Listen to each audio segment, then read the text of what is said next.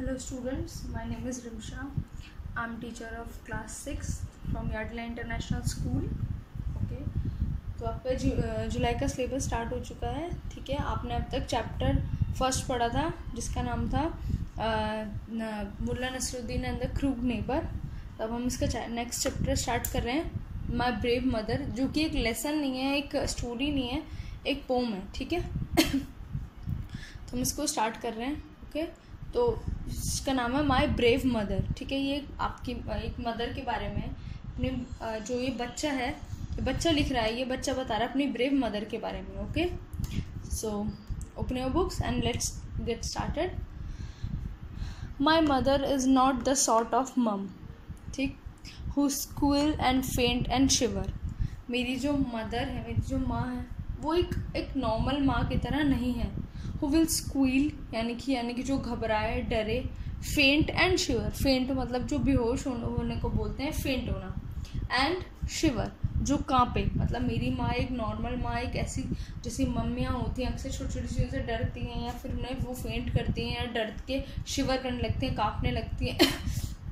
तो वो कह रहे हैं कि मेरी जो माँ है वो ऐसी नहीं है, बिल्कुल भी फेंट या शिवर वो नहीं करती. मेरी माँ जो है एक नॉर्मल माँ नहीं है. ठीक है, डार्कनेस डजंट स्केयर हर.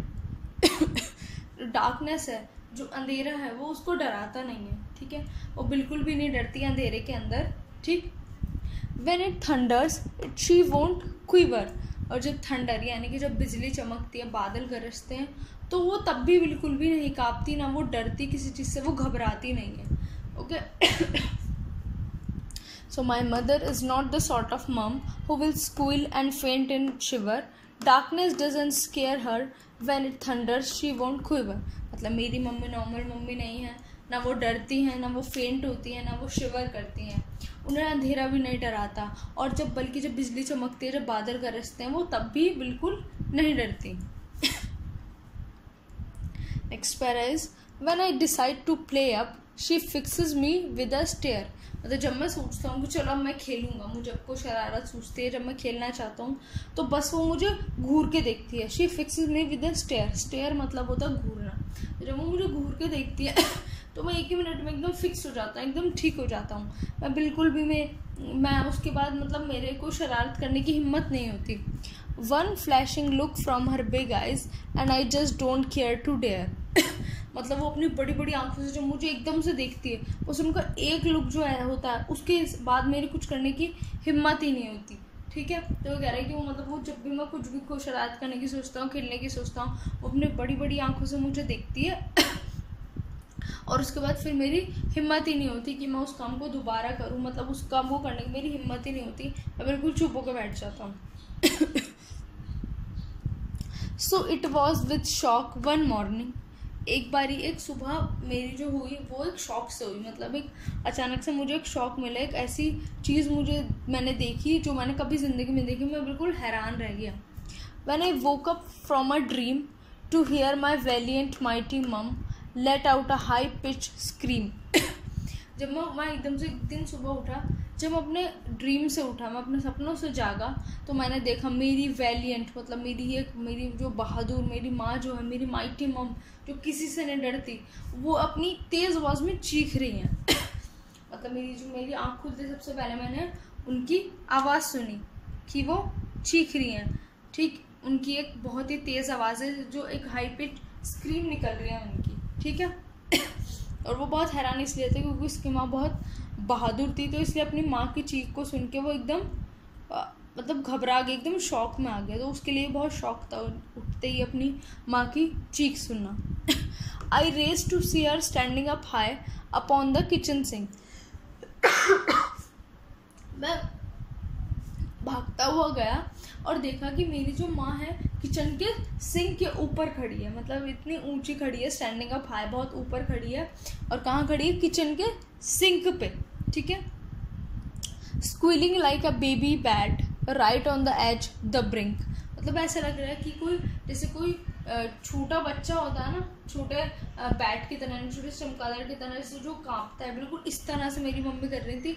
और बिल्कुल right on the edge the brink, मतलब बिल्कुल कॉर्नर पे खड़ी थी कि ऐसा लगता कि अभी गिर भी जाएंगे, मतलब बिल्कुल कोने पे जाके वो खड़ी हुई थी, ठीक सिंक के एकदम कोने पे वो खड़ी हुई थी। और छोटे से बैट की तरह वो एकदम ऐसी स्क्विल कर रही थी, ऐसी आवाज़ें निकाल रही थी, ऐसे कांप सी नहीं थी, डर रही थी बहुत ज़्यादा, ठीक। I asked her what the matter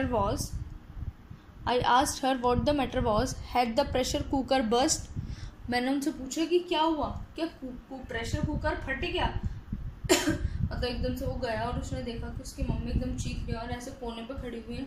तो मैंने जाकर पूछा कि क्या हुआ, क्या मैटर है, क्या प्रेशर कुकर फट गया, प्रेशर कुकर बर्स्ट? और had the oven scorched her hand, I did expect the worst, या फिर ओवन ने उनका हाथ जला दिया बिल्कुल। स्क्रॉच मतलब होता बुरी तरह चोट लगना या जलना, ठीक है। आई डिड एक्सपेक्ट द वर्स्ट, मतलब अपनी माँ जो इतनी बहादुर थी, उसकी माँ इतनी बहादुरी से हर चीज़ करती थी, तो उसे बहुत ज़्यादा हैरानी हुई और उसने सब सोचा कि मेरी माँ जो इतनी बहादुर और वो अगर इस तरह से चीख रही है तो कुछ बहुत बुरा हुआ होगा। तो उसने जाके पूछता क्या कुकर फट गया या फिर अवन से आपका हाथ जल गया या आपको कोई चोट आ गई जो आप इतना ज़्यादा चीख रहे हो। मतलब उसने सोच लेती कि कुछ बहुत ही बुरा हुआ है, शायद बहुत ही डेंजरस हुआ है, तभी मेरी माँ इतनी बुरी तरह चीख रही है, वरना वो छोटी चीज़ों से तो कभी नहीं डरने वाली।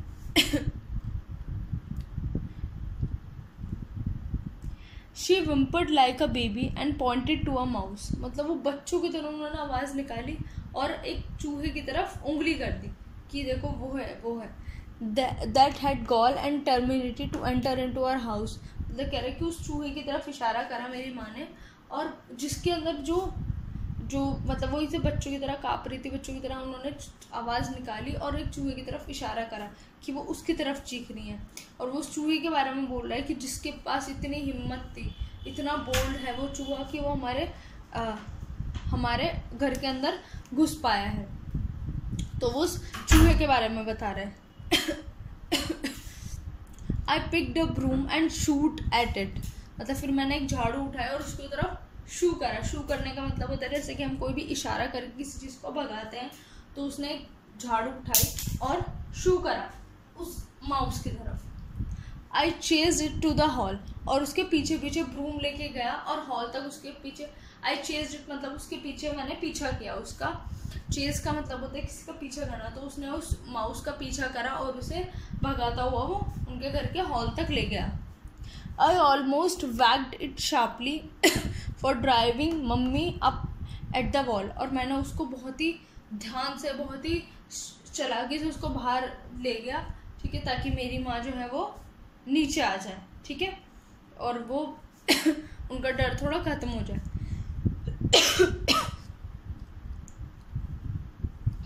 But it was quick and cunning and soon gave me the slip. मतलब लेकिन वो इतना क्विक था, मतलब इतने जल्दी था, और कनिंग मतलब बहुत चालाक था वो चूहा। उसने एकदम से मुझे एक स्लिप दे दी, मतलब वो साइड से निकल गया, ठीक है, और it vanished in the hall, और पूरे हॉल के अंदर गायब हो गया। इनटू द गार्डन स्किप, मतलब वो हॉल के अंदर से गायब होता हुआ एकदम से गार्डन में भाग गया। वो इतना क्विक था कि मैं उसे पकड़ ही नहीं पाया, और वो एकदम से हॉल से होता हुआ एकदम से हमारे गार्डन के अंदर चला गया। I ran into the kitchen and helped my mummy down. मैं जल्दी से किचन के अंदर भागा और अपनी मम्मी को नीचे उतारने में हेल्प करी, ठीक है। Trembling like autumn leaf, she wore a frightened frown. मतलब वो इतनी ज़्यादा, मतलब ऐसे काँप रही थी जैसे ऑटम में एक पत्ता गिर जाता है, एक पत्ते की तरह काँप रही थी वो, और वो इतनी डरी हुई लग रही थी, बहुत ही ज़्यादा। इतना डरा हुआ उसने कभी अपनी माँ को नहीं देखा था।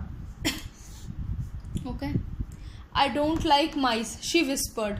मतलब मुझे चूहे नहीं पसंद। उन्होंने नीचे उतर के धीरे से हल्के से बोला कि मुझे चूहे बिल्कुल नहीं पसंद।